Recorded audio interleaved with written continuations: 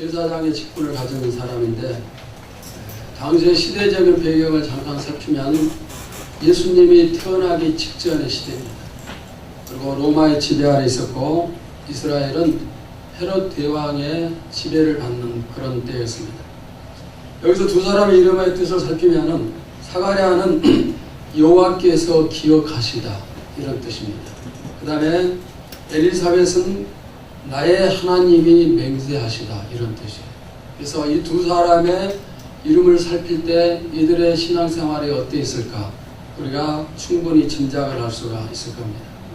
또 이 두 사람은 제사장 가문의 출신으로서 당시에 제사장 가문끼리의 결혼은 아주 영광스러운 경사스러운 그런 일로 여겨졌습니다. 그래서 믿음이 좋은 가정 또 명문 가정 두루두루 잘 갖춰진 그런 가정입니다. 그런데 오늘 본문에는 염려스러운 사실이 하나 기록되어 있습니다. 어떤 것입니까? 두 사람의 나이가 많더라 그랬습니다. 그러면은 나이가 많은 것이 무슨 문제가 될 수가 있는가? 나이 많은 것은 아무 문제가 될 수 없습니다. 그러나 진짜 문제는 나이가 많기까지 자식이 없다는 것입니다. 여러분, 나이가 많음에도 자식이 없다는 것은 무슨 뜻일까요? 우리가 잘 아는 것처럼 이스라엘에서는 자식이 없다는 것은 가장 큰 치욕적인 그런 사건입니다. 그래서 여자가 아들을 낳지 못하면 언제든지 이혼을 당할 수 있고 집에서 쫓겨나갈 수가 있습니다. 그래서 이 세상의 모든 것을 전부 다 갖춘 가정이라 할지라도 아들이 없는 가정이라면 아무것도 갖추지 않는 그런 가정과 다를 바가 없습니다. 근데 이들이 나이가 많았습니다. 아들을 낳을 수가 없습니다. 그렇다면 어떻게 이들을 복 있는 가정이라고 소개를 할 수가 있겠는가? 오늘 저는 그럼에도 불구하고 이 가정이 복 있는 가정임을 여러분에게 소개를 드리겠습니다.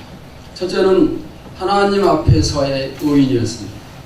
우리 다 같이 본문 6절을 한번 같이 보도록 합시다. 시작. 이 두 사람이 하나님 앞에 의인이니 주의 모든 계명과 규례대로 흠이 없이 행하더라.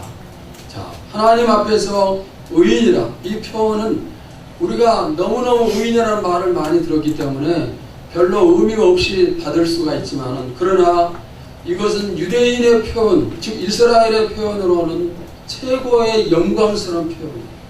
최고의 영광스러운 표현이고 가장 큰 칭찬이고 영예로운 그런 말입니다. 즉 이보다 더 좋은 표현을 할 수가 없다는 것입니다. 하나님 앞에 의인이라는 말이 얼마나 어려운 것인가 여러분도 저도 잘 알고 있습니다. 왜냐하면 우리가 의인이 되기 위해서 늘 예를 쓰지만은 그러나 부족한 부분이 참 많기 때문에 그러면은 우리가 어느 정도나 갖췄을 때 의인이란 말을 들을 수 있는가? 방금 6절 말씀을 보시면 모든 계명과 규례대로 흠이 없이 행하다. 즉 하나님의 말씀 모든 말씀을 철저하게 흠이 없이 순종을 했을 때 그때 그 사람을 가리켜 의인이라 이렇게 얘기를 한다는 사실입니다. 여러분 누가 복 있는 사람입니까? 하나님 말씀에 순종하며 사는 사람이 복 있는 사람임을 믿습니다. 말씀을 지키기 위해서 늘 예를 쓰는 사람 또 순종하지 못했을 때 가슴을 치면서 회개하는 사람 우리가 이런 사람이 될 때 복 있는 사람이요 의인이 됨을 믿습니다. 그 앞에 두 분 공원 의원들은 아멘을 잘하는 사람이 돼야 돼요. 그 아멘 잘하라고 앞에 세워놨으니까 틈나는 대로 아멘 알았습니까? 아멘. 옛날 공원 의원은 아멘을 정말 잘했는데 두 분은 더 잘하라고 믿습니다. 우리에게 하나님과 관계보다 더 중요한 것이 있을까요? 없죠. 어떤 사람은 부부간의 관계가 가장 중요하고 부모와 자식의 관계가 가장 중요하다 이렇게 생각을 합니다. 그러나 이것은 분명한 착각이죠. 이 세상에서 가정의 관계는 가장 중요합니다. 하지만 하나님과의 관계를 절대로 넘어설 수 없어요. 어떤 것도 하나님과의 관계를 넘어설 수 있는 그런 관계는 없습니다. 사도행전 5장을 보시면은 아나니아와 삽비라의 사건이 나옵니다. 이 두 부부가 자신의 소유를 팔아서 얼마를 감추고 사도들 앞에 내어놓았습니다. 그런데 두 사람이 죽었습니다. 왜 죽었는가? 하나님 앞에 전체를 드리기로 작정을 했지만은 거짓말을 했습니다. 하나님을 속였습니다. 그래서 죽은 겁니다. 그러면은 만약 이때 남편이 이렇게 하자고 얘기했을 때 그러면은 삭비라가 아닙니다. 그것은 하나님이 원치 않는 일입니다 하면서 남편의 하나님의 도둑질을 막았다고 한다면은 두 사람이 다 살았을지도 몰라요. 그러나 남편에게 순종함으로 말미암아서 두 사람은 생명을 잃는 그런 저주를 받았습니다. 여러분, 아무리 가정 안에서 순종이 중요하고 관계가 중요하지만 그러나 말씀을 초월하면서까지 우리가 그 관계를 유지해서는 성경적이 아니라는 사실을 분명히 알아야 되겠습니다. 이 세상에서 가장 중요한 관계는 하나님과의 관계입니다. 오늘 여러분들이 하나님과 관계를 다시 한번 되돌아보시기를 바랍니다. 내 가족이 소중하죠. 그러나 그 가족을 주신 분이 하나님이심을 먼저 알아야 돼요. 이 사실을 안다면 하나님이 가장 귀한 분임을 알 수가 있습니다. 마치 이와 똑같아요. 여러분들이 명절을 맞이해서 제가 많은 선물을 받았습니다. 그런데 제가 받은 선물만 좋아하고 선물을 준 여러분을 사랑하지 않고 좋아하지 않으면 잘못된 거예요. 그러니까 가정의 관계도 마찬가지라는 사실을 우리가 알아야 되겠습니다. 하나님과 관계 속에서 내가 불순종하고 있는 그런 부분이 어떤 부분인가 한번 살펴보시고 그것을 찾아서 순종을 실천할 수 있기를 바랍니다. 그 다음 두 번째는 분양을 담당하는 복을 누렸습니다. 누가복음 1장 9절을 한번 보시기 바랍니다. 제사장의 전례를 따라 제비를 뽑아 주의 성전에 들어가 분양하고 누가 일을 했다는 겁니까? 사가랴가 지금 일을 하는데 그러면은 제사장이 하는 일 가운데 제사를 드리면서 분양하는 일은 너무나 당연한 건데 이 일에 뽑혔다고 해서 그것이 왜 영광스러운 복된 일인가? 우리가 이렇게 생각할 수 있어요. 그러나 제가 지금부터 드리는 말씀을 들으면은 정말 복 있는 것을 알 수가 있을 겁니다. 여러분, 그 당시에 제사장의 숫자가 얼마나 됐을까요? 놀라지 마십시오. 2만 명 정도가 됐습니다. 제사장의 숫자가 2만 명 정도 되는데 그 2만 명을 24반절로 나누는 겁니다. 그러면은 한 반절당 900명 정도의 제사장이 포함이 되어지는데 이 반절이 순서에 따라서 1년에 2차례씩 성전에서 분양을 담당하는 일을 감당을 하는 겁니다. 그리고 한번 감당을 할 때 약 8일간의 기간이 허비가 되어집니다. 그러면은 우리 반절의 순서가 왔을 때 누가 분양을 감당하는가? 900명의 제사장 가운데서 제비를 뽑아서 선택되어진 사람이 제사를 담당을 하고 분양을 감당을 하는 것입니다. 그렇기 때문에 이게 정말 내가 뽑힌다는 것이 너무너무 힘들다는 겁니다. 900명 가운데 뽑혀야 되는 겁니다. 그러니까 대부분의 제사장들은 평생 동안 한 번도 이 분양의 일을 감당하지 못하고 삶을 마치는 그런 제사장들이 태반이에요. 2만 명 중에서 뽑혔다면 얼마나 영광스러운 그런 사건인가 여러분들이 이해가 됐으리라고 믿습니다. 여러분, 선택의 축복은 귀한 것이에요. 하나님이 나를 선택하셨다. 얼마나 큰 축복인가 그것을 알아야 됩니다. 선교사의 축복이 얼마나 귀한 것입니까? 목회자의 축복이 얼마나 귀한 것입니까? 어느 분이 천국에 갔다 와서 이런 말을 했습니다. 천국에서 가장 많은 상을 받는 사람은 선교사고 두 번째는 목회자고 목회자 가운데서도 큰 교회 목회자보다 적은 교회 목회자가 상이 많고 도시교회 목회자보다 시골 교회 목회자가 더 상이 많다 그렇게 얘기를 했어요.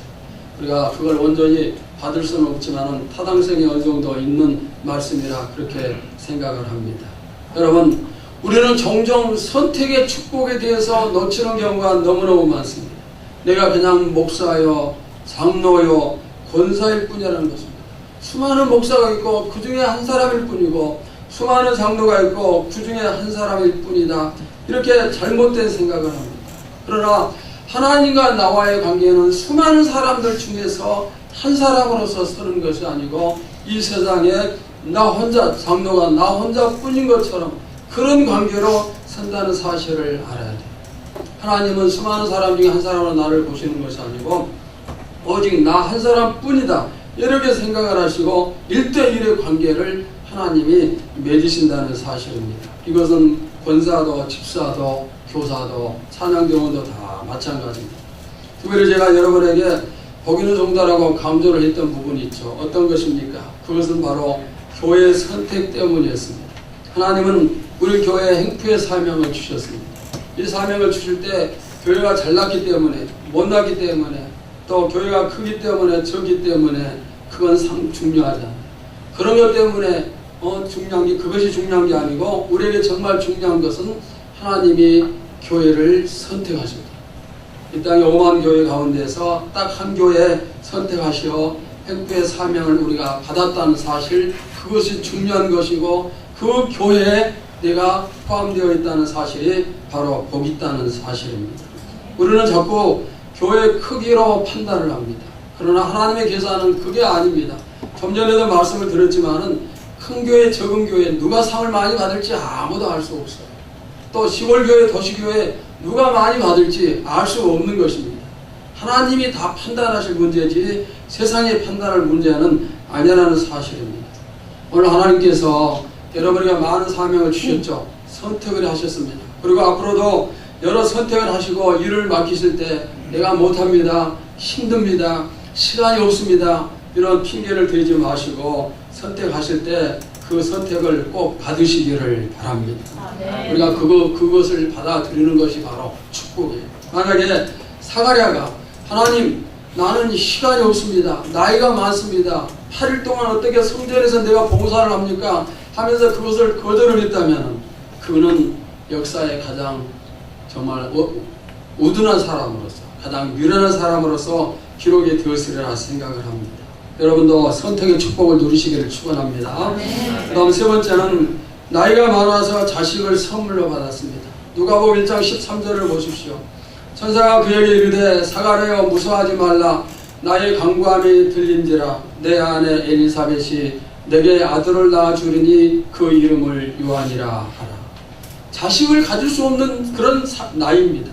그런데 하나님이 자식을 주시겠다 천사를 통해서 약속을 하셨습니다. 사가랴는 과거에 기도를 많이 했는 것 같습니다. 왜 그렇습니까? 오늘 방금 말씀해 보시면은 너의 간구함이 들린지라 그랬어요. 그래서 이 두 부부가 하나님께 아들을 달라고 얼마나 많은 기도를 들었는지 모릅니다. 그 기도를 하나님께서 들으시고 응답을 하셨습니다. 여러분, 자녀를 낳고 못 낳고는 하나님의 손에 달려있어요. 성경에 보시면 기도를 통해서 아들을 받은 가정들이 아주 많이 나오죠. 나이가 많기 때문에 못 낳는 게 아니에요. 그리고 불임이기 때문에 못 낳는 게 아닙니다. 하나님이 주시면 낳는 것이고 하나님이 주시지 않으면 낳을 수가 없는 것입니다. 오늘 제가 여러분들에게 정말 우리 신앙생활 하면서 가장 중요하게 여겨야 될 철칙, 철칙 중에서 제일 중요한 철칙을 다시 한번 말씀드리겠어요. 어떤 것입니까? 하나님이 우리의 주권자예요. 하나님께 우리의 생사화복이 다 달려있음을 믿어야 됩니다. 내 모든 것이 그분께 달려있습니다. 하나님이 주권자십니다. 하나님이 나에게 복을 주셔야 복을 받고 하나님이 주시지 않으면 받을 수가 없고 하나님이 나에게 건강을 주셔야 건강하고 하나님 나에게 아픔을 주시면 내가 아픈 것입니다. 살아도 아멘이고 죽어도 아멘이고 건강해도 아멘이고 아파도 아멘이에요. 왜? 하나님의 주권 속에 하나님이 이루어가시기 때문에 우리가 이 사실을 알아야 됩니다. 어떤 경우에도 이것을 잊어서는 안 됩니다. 우리가 이 사실을 분명히 기억을 한다면 어떤 환경이 주어지든 우리는 그 환경 속에서 하나님을 왕으로서 주인으로서 섬기면서 믿고 신뢰하고 따를 수가 있습니다. 이번에 제가 정말 엄청 아팠는데 한 8일째 정말 혼이 났는데 처음에는 잠 한숨 못 자고 20분에 한 번씩 화장실을 다녔어요. 계산해보니까 하루에 한 70번을 화장실을 갔어요. 너무너무 힘들었습니다. 그래서 나중에는 죽었으면 좋겠다 그런 생각이 들고 제가 제 자신을 위해서 절대로 울지 않는데 설교 시간 외에는 눈물을 흘리지 않는데 막 울고 그랬어요. 근데 내가 죽으면 교회가 어떻게 될까 생각을 해봤어요. 그랬더니 교회는 걱정하지 않아도 될 것 같아요. 왜냐하면 내분에 든든한 장로님이 계시니까 그분들이 교회를 잘 이끌어 가시리라 이런 생각이 들었습니다. 근데 아픔이 계속되면서 제가 하나님께 감사하기 시작을 했어요. 하나님이 합력하여 선을 이루심을 믿습니다. 고백을 하고 이 아픈 것도 하나님의 주권 속에 포함됐음을 믿습니다. 기도를 하고 또 이 아픔을 통해서 제가 더욱더 성숙하고 한 단계 또 신앙이 성장하고 그런 좋은 축복이 주어지라고 믿습니다. 그렇게 기도를 하면서 보내는데 오늘 하나님이 저에게 아주 좋은 축복을 약속을 해주셨어요. 우리 교회를 향한 너무너무 좋은 축복을 약속을 제가 분명하게 받았습니다. 그래서 제가 그 속에서도 하나님께 영광을 돌렸어요. 만약에 내가 힘든 것 때문에 하나님께 원망하고 불평을 했으면 어떻게 됩니까? 여러분 보시면 알겠지만 이번에 제가 한 6kg 정도가 몸무게를 쟀더니 체중이 6kg 정도 감량이 됐어요. 참 고생을 많이 했는데 이 모든 것도 하나님의 주권 속에 포함되는 것이죠. 고통을 통해서 깨달음을 주시고 또 새로운 또 축복을 주시고 그런 하나님의 그 계획이 있었기 때문이라고 믿습니다. 여러분 하나님은 우리의 주권자세요. 하나님께 모든 것이 전부 다 달려 있습니다. 이 사실을 우리가 절대로 잊지 말고 지금도 이 주권자 되신 하나님이 나를 위해서 복을 준비하고 계신다. 이 사실을 믿으시기를 바랍니다. 아멘. 하나님의 준비하신 축복을 받기 위해서 필요한 것이 있습니다. 어떤 것이 필요한가? 여러분 정말 중요한 부분이에요. 사가랴가 지금 뭘 하고 있습니까? 사가랴가 지금 뭘 하고 있죠? 성전에서 하나님께 제사 드리는 일을 하는 가운데 하나님의 사자가 나타나서 사가랴에게 응답을 주신 겁니다. 주신 사명을 충실히 감당하고 있었어요. 선택받고 그 사명에 충실하고 있을 때 하나님이 사자를 보내셔서 그의 가장 큰 절박한 문제, 이제 더 이상 소망도 가지지 않았던 아들의 문제를 해결을 해 주셨습니다. 만약에 그가 제비 뽑혔을 때 하나님 나는 나이가 많습니다. 8일 동안 성전에 거할 수가 없습니다. 이제는 힘도 없습니다. 그러니 제가 쉬고 싶습니다. 포기했다면 그러면은 하나님이 천사를 보내서 응답을 하셨을 거예요. 하나님은 열심히 일하는 사람을 들어서 선택하시고 그들을 축복을 하세요. 사울의 잃어버린 소를 찾아서 부지런히 열심히 찾아다닐 때 하나님이 그를 선택하사 이스라엘의 초대 왕으로 삼으셨어요. 다윗이 목장에서 양을 열심히 치고 있을 때 하나님이 그를 선택하사 이스라엘의 두 번째 왕으로 삼으셨어요. 기드온이 농사일에 힘을 쏟고 있을 때 하나님이 그를 선택하사 이스라엘의 사사로 삼아주셨습니다.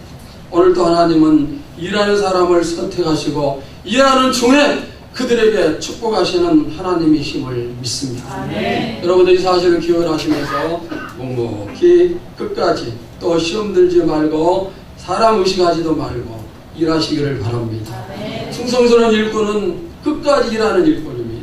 우리의 경주는 언제 끝이 나는가? 내가 죽을 때 그때 나는 표대에 도착하는 시간. 내가 죽어야 내 경주가 끝이 나는 것입니다.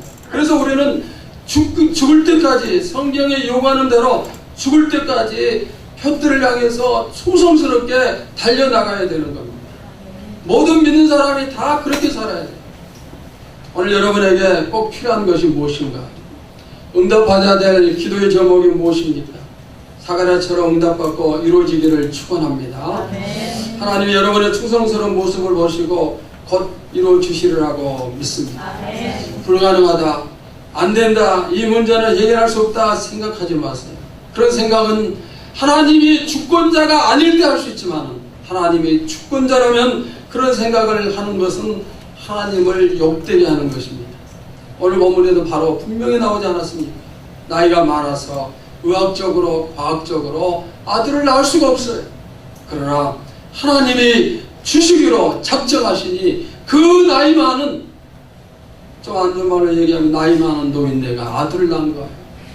하나님이 역사하시니, 하나님이 건건적으로 주권하시니 이런 역사가 나타날 수가 있고, 오늘 이 이야기가 사가랴의 이야기가 아니라 저와 여러분의 이야기가 얼마든지 될 수가 있어요.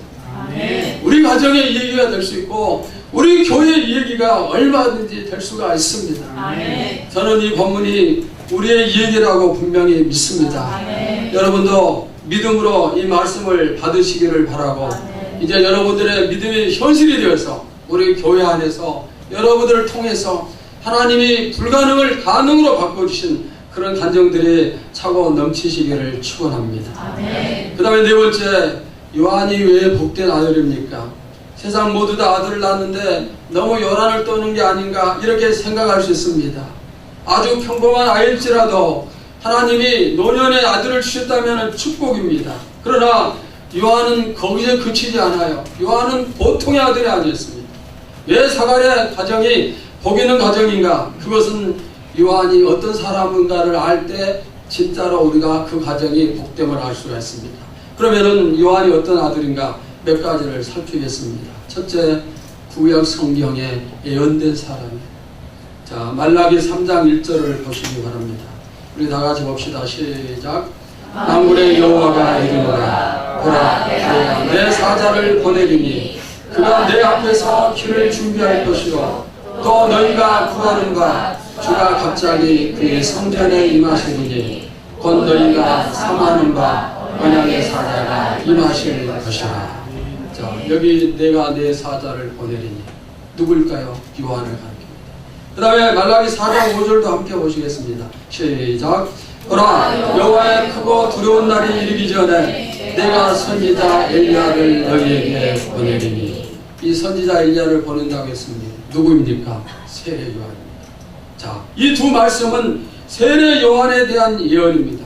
구약 성경에서 앞으로 이런 사람이 태어나리라 하나님께서 예언한 것은 두 사람이에요. 첫째는 누굽니까? 메시아이신 예수님이에요. 두 번째는 누굽니까? 세례 요한. 여러분, 400년 전에 세례 요한은 탄생에 예언되었어요. 그리고 400년 지나서 세례 요한의 탄생이 이루어졌습니다. 그러면은 얼마나 이 아들이 복된 아들입니까? 얼마나 귀하고 복 있는 아들입니까? 우리가 살피는 요한이 바로 이렇게 400년 전에 예언되어진 그 사람입니다.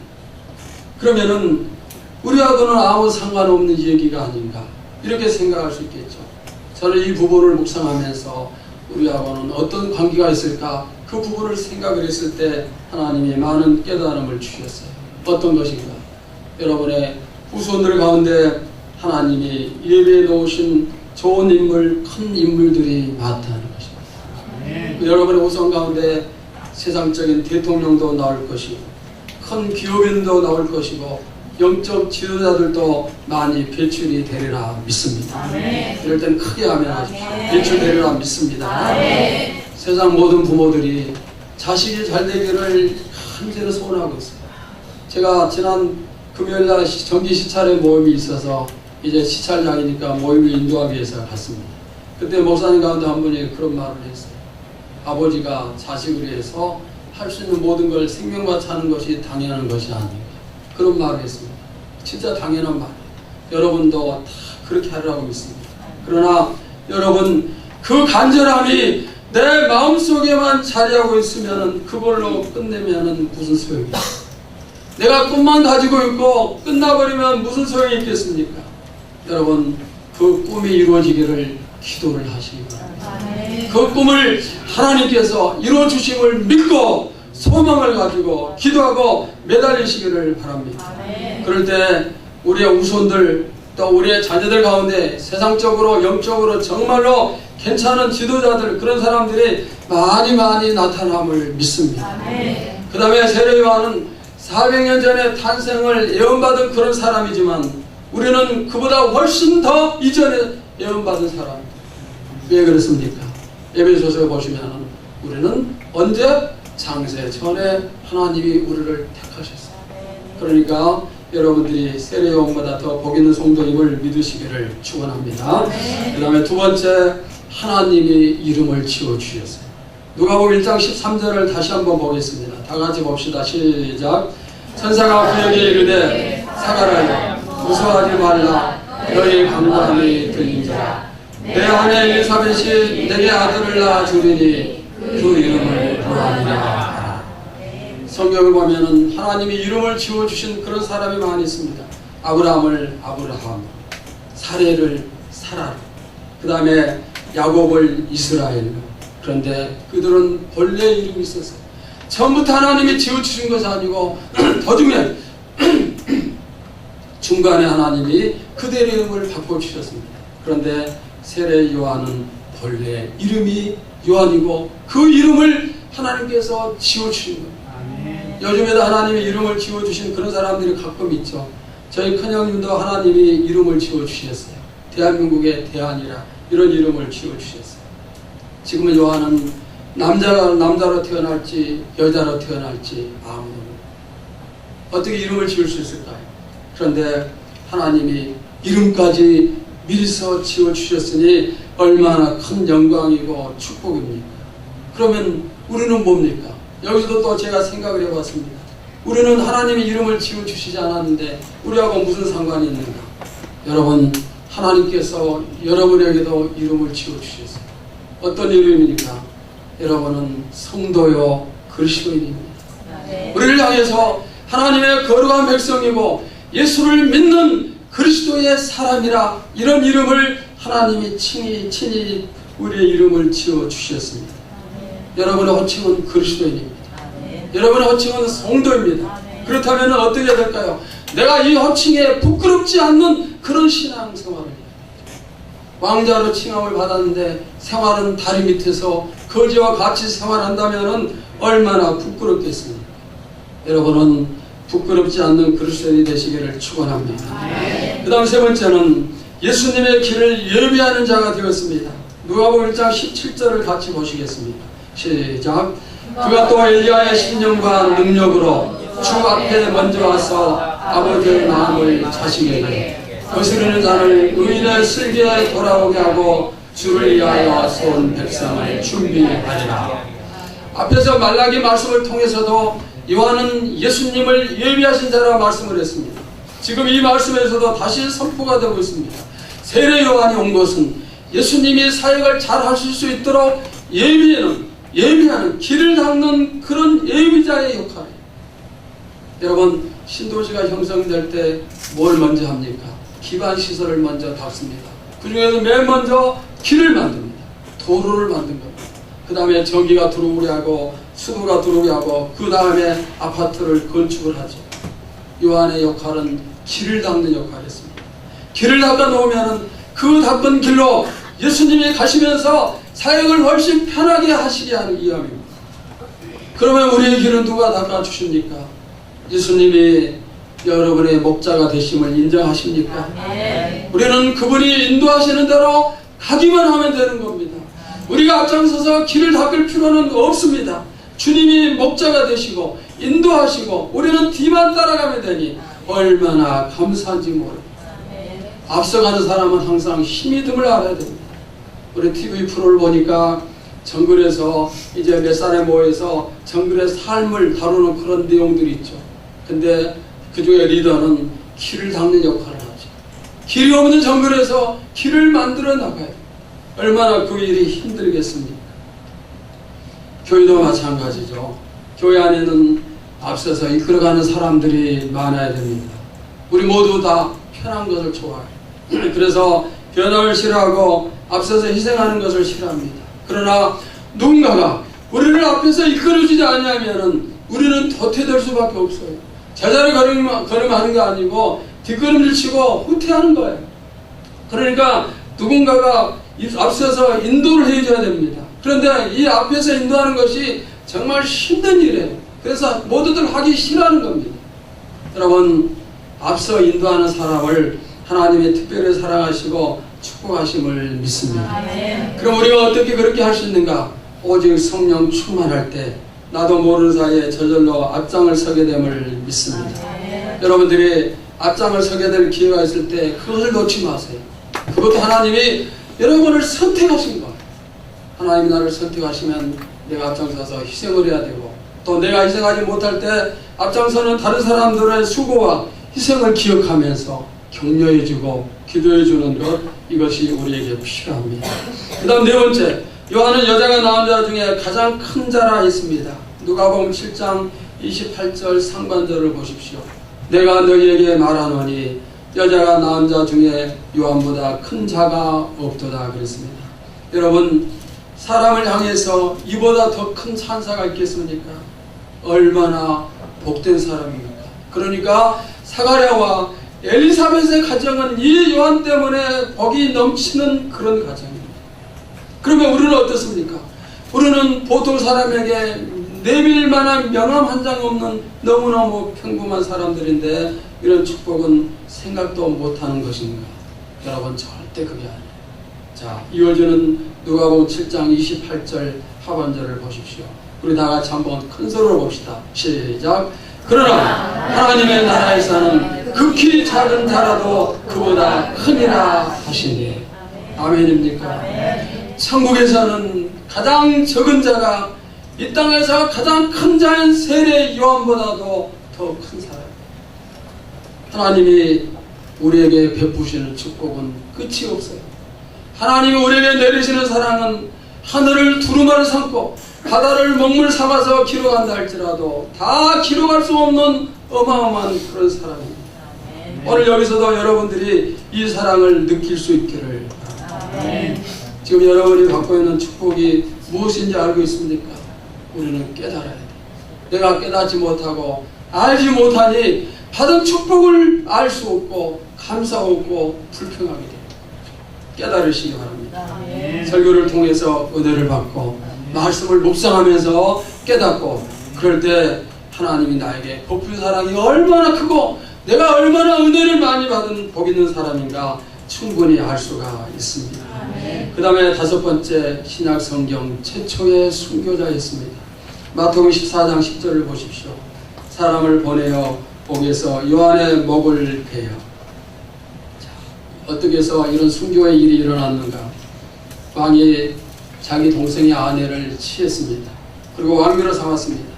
세례 요한이 왕의 부르를 기적을 했을 때 왕이 옥에다 가두었고 그리고 시간이 지나서 요한의 목을 베어서 죽이는 겁니다. 하나님의 정에 어긋난 사람이라면 왕일지라도 침묵하지 않고 지적하는 모습, 결국 그로 인해서 신약성경 최초의 순교자가 됐습니다. 아까 타협하지 않는 정의의 사람입니다. 모른 척 눈 감지 않는 그런 사람, 생명 걸고 왕 앞에 나가서 하나님께 지은 죄를 지게 줄 수 있는 그런 사람, 얼마나 복된 사람입니까? 누가 감히 이런 일을 할 수가 있겠습니까? 그런데 요한은 하나님의 사람으로서 그 길을 갔어요. 그리고 목숨을 걸고 가고 죽기를 각오하고 가고 그 다음에 순교를 당했어요. 만약 사가랴와 엘리사벳이 부모로서 그때까지 살아있었다면 어떻게 했을까요? 아들의 목숨을 살리기 위해서 죽기를 각오하고 왕 앞에 나가지 못하게 말렸을까요? 저는 절대 그렇지 아니하리라고 믿습니다. 하나님께 목숨까지도 바칠 수 있는 순교의 길을 갈 수 있는 그런 믿음을 가진 자식을 두었으니 그래서 사가랴와 엘리사벳의 가정은 복 있는 가정이 된 것입니다. 사랑하는 성도 여러분, 오늘 우리가 이 사가랴와 엘리사벳의 복을 살폈습니다. 여러분 하나님 앞에서 의롭기를 바랍니다. 주주사명 충성스럽게 잘 감당하시기를 바랍니다. 선택의 축복도 누리고 선택이 왔을 때 항상 아멘 할 수 있기를 바랍니다. 그리고 무엇보다도 자식을 통해 누리는 축복이 차고 넘치시기를 축원합니다.